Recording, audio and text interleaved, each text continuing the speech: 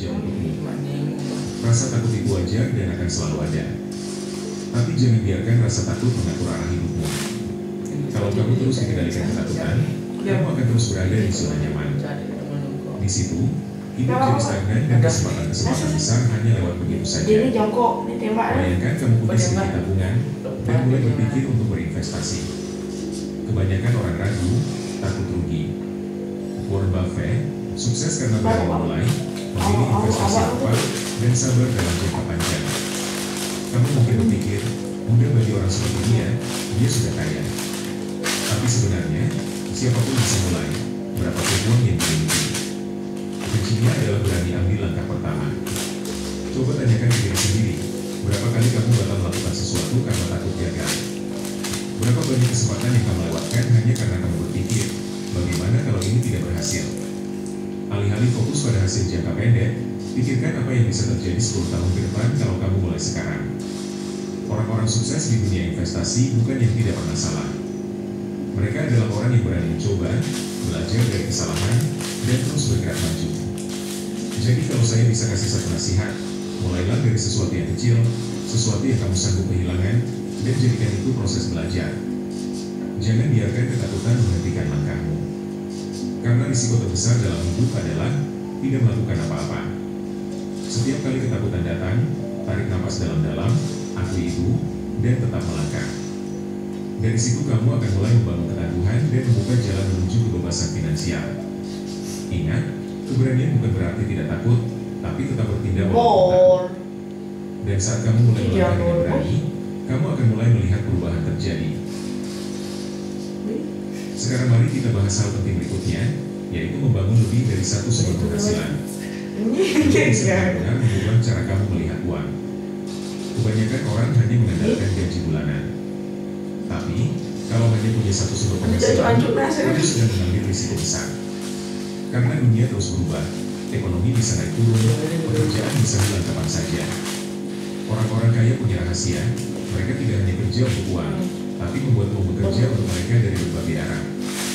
Ini bukan soal bekerja lebih keras, tapi lebih pintar. Kamu harus mulai berpikir layaknya investor, selalu mencari peluang untuk menumbuhkan kekayaan. Gak masalah kamu mulai dari mana, yang penting adalah kamu mulai belajar mencari penghasilan tambahan. Banyak yang pikir harus punya uang banyak dulu baru bisa mulai. Padahal tidak. Saya pun dulu mulai dari sedikit. Tapi saya punya pola pikir untuk mencari peluang. Saya mulai dari properti kecil, menyewakan, lalu hasil saya putar kembali jadi investasi baru. Lama-lama penghasilan pasif itu mengalir sendiri tanpa saya harus bekerja keras terus-menerus, dan itu baru awalnya saja. Kamu juga bisa mulai dari investasi kecil di saham, bisnis sederhana, atau jualan online. Yang penting adalah ambil langkah pertama. Saat kamu mulai membangun beberapa sumber penghasilan, uangmu akan tumbuh, dan kamu semakin dekat dengan kebebasan finansial. Semakin banyak sumber penghasilan yang kamu miliki, semakin besar rasa aman dan bebasmu. Dan ingat, bukan tentang seberapa besar modal awalmu, tapi bagaimana kamu memanfaatkan apa yang kamu punya. Mulai dari hal kecil seperti jualan online, menyewakan kamar kosong, atau memulai channel YouTube, yang penting kamu tahu konsep penghasilan pasif dan terus konsisten. Orang kaya tidak membangun kekayaannya dalam semalam. Mereka membangun kesimpulan yang terus berjalan selama bertahun-tahun. Jeff Bezos, misalnya, memulai Amazon hanya sebagai toko buku online. Tapi karena konsisten dan berpikir jangka panjang, dia bisa membangun kerajaan bisnis. Jadi, jangan cuma fokus pada pekerjaan utama kamu. Apa yang kamu kerjakan hari ini memang penting, tapi kamu juga perlu mulai membangun aliran pendapatan tambahan. Bisa lewat saham, properti, bisnis kecil, atau konten online. Dengan begitu, kamu punya jaring pengaman kalau satu sumber penghasilan terhenti, karena masih ada sumber lainnya yang tetap berjalan. Bayangkan beberapa tahun dari sekarang, kamu punya penghasilan dari sewa properti, dividen saham, bisnis kecil, bahkan pendapatan dari internet. Kamu tak lagi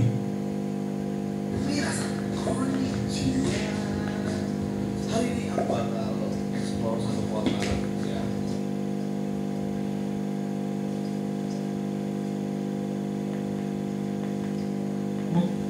Belum udah.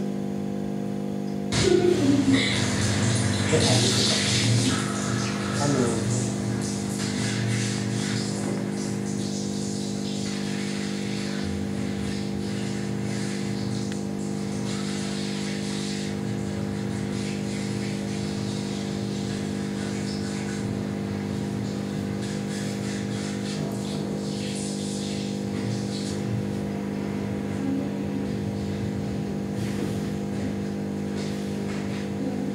Ini tetap dari baju ya.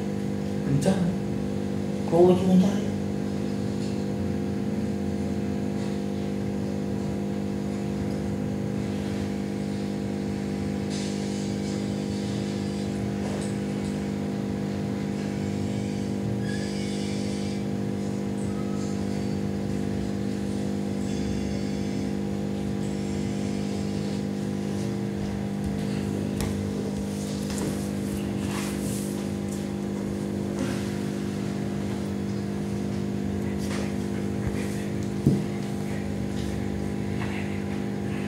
Topinya dah.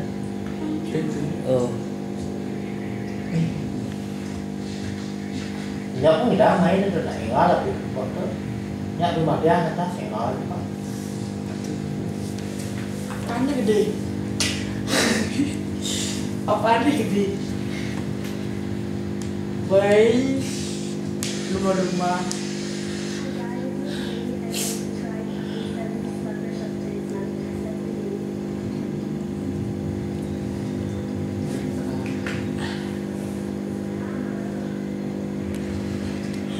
Bol. Cuma ngidam tapi sebetulnya bol.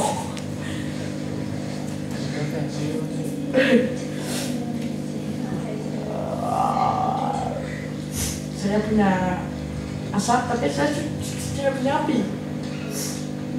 Tuh korek. Nah, tuh ya, tuh hidungnya tuh hati-hati.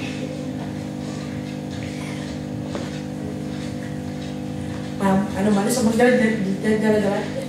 Apa nah? Mana? Ano din ya? Jam ko doon sila. Jam mo na limon gas. Tuh sa ulo. Aduh. Au. Baik. Oh, udah bagus lah. Udah mati ya bagus saya. Kaya ini sepatu tahan tuh nasa sih masih. Tahan. Lep na kayak lep.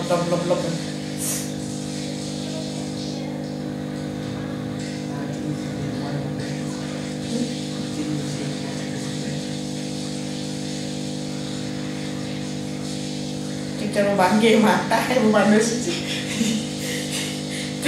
misi cara apa orang motor Cawas yang belak ketemu gitu. nyangkla tuh bobol kan bol cawat tuh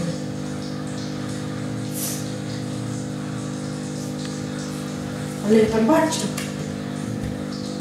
kiri Udah ya. Itu lagi itu doang yang kepengen. Hah? Bisa. Apa yang air ke tisu udah sendirinya. yang bawa mati jadi mati telak kan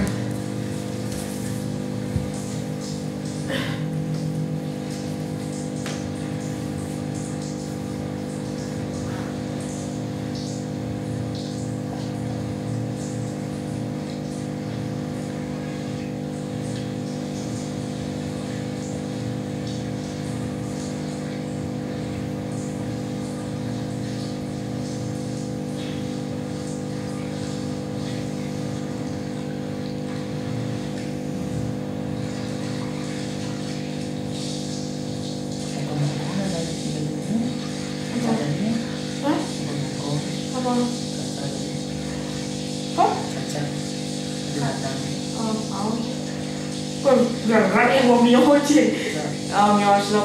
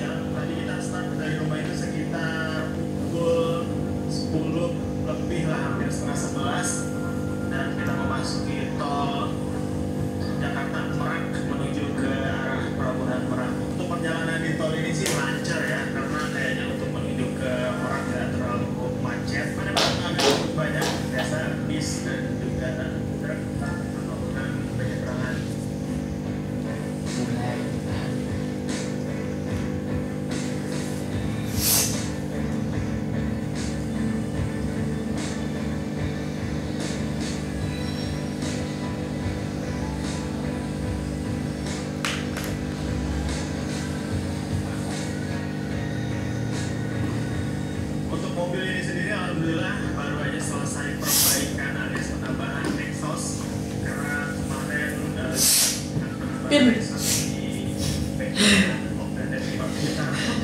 dan kayak di video sebelumnya udah pernah aku bilang kalau mobil ini tuh belum kelar karena exhaustnya waktu itu belum ada kan. Alhamdulillahnya setelah lebaran dan baru kemarin kita pakai exhaust, terus kemudian besoknya atau hari ini kita langsung bawa tes jalan ke problem ini. Puro dulu.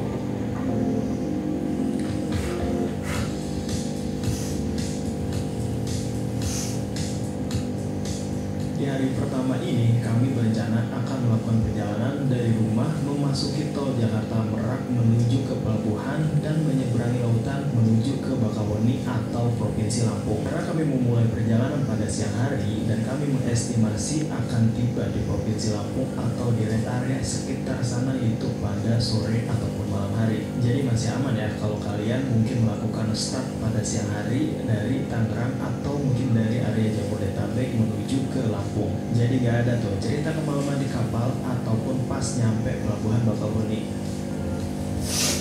Oke, kita baru aja beli tiket dan ternyata itu kalau misalkan mau beli tiket melalui aplikasi Perigi itu harus minimal 4 kilo sebelum pelabuhan deh, karena waktu kemarin kita udah cek harga dan sempat mau pesen nanti aja gitu kan, mungkin pas udah dekat-dekat aja, tapi pas ternyata sekarang udah dekat pelabuhan gak bisa pesen tiketnya melalui aplikasi, jadi mau gak mau kita harus pakai tiket yang ada di sebelum pelabuhan. Untuk harga tiketnya sendiri lumayan ada perbandingan sih, kalau misalkan melalui aplikasi itu sekitar 481.000 yang mobil, dan kalau beli tiket langsung di agen itu 520.000.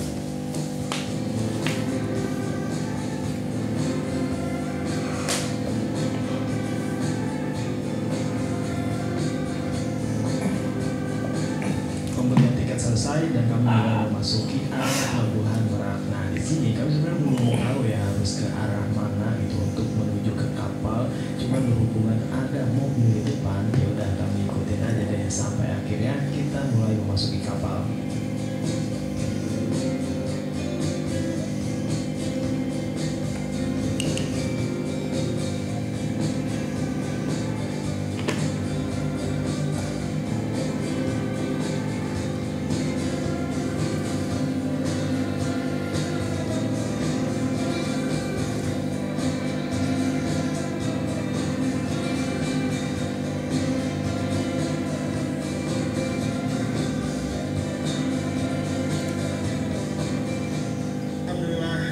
Tiba juga nih di kapal untuk pertama kalinya penyeberangan dari Merak melalui Bakahuni. Oke.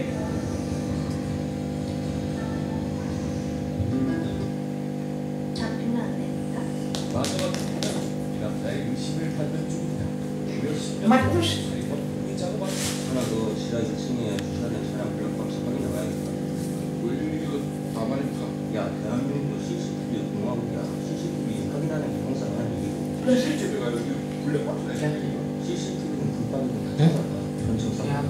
그리고 너가 앞으로 나랑 Ya gitu. Sampai mecah siapa? Abot lah main gitu. Mana sekolah? Kenapanya? Dekaliin ada itu lah. Ini udah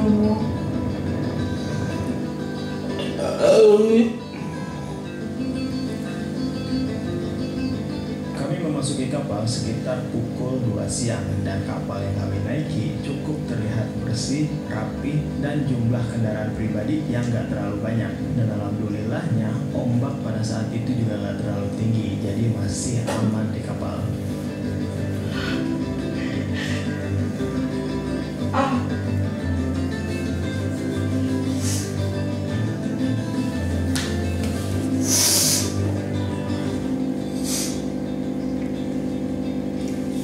Akhirnya kita tiba juga di Pulau Andalas setelah kurang lebih selama 3 jam penyeberangan, dan ini lagi menunggu antrian untuk keluar kapal. Nah, kapal yang kita naik itu agak sepi sih, dengan kapal yang di depan itu tadi lihat sih lebih ramai, kalau ini lebih sepi.